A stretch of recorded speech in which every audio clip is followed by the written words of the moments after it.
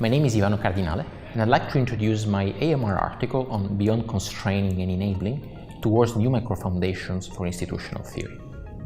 The article addresses a long-standing problem in institutional theory, but also in organizational and social theory more broadly. It's the problem of agency and structure, how actors are influenced by the institutions or social structure within which they act, and yet they are to some extent autonomous from them. In other words, it's about theorizing action as being neither deterministic nor voluntaristic.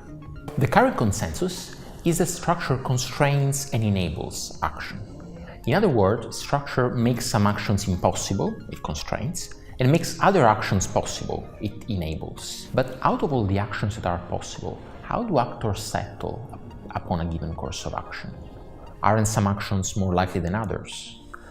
And aren't different actors more likely to settle upon different courses of action even when they are faced with the same situation? The consensus view, the constrain and enable approach, is largely silent on these issues.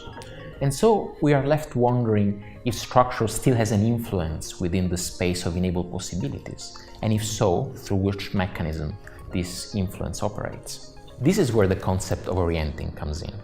The idea is to make sense of how structure not only constrains and enables action, but it also makes some actors more likely to pursue some courses of action out of all of those which are enabled. How can we theorize the orienting effect?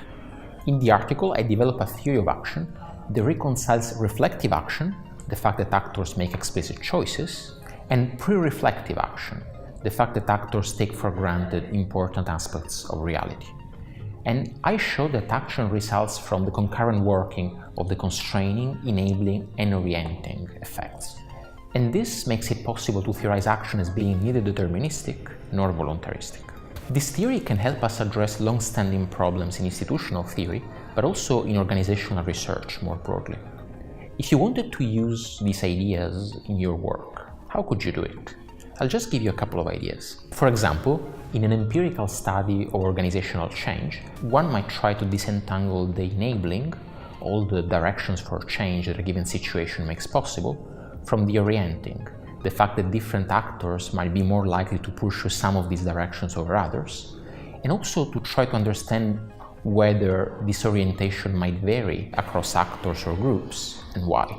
For what concerns theoretical research, the article could help theorize action as being neither deterministic nor voluntaristic in the various forms in which this problem emerges across different parts of organizational research.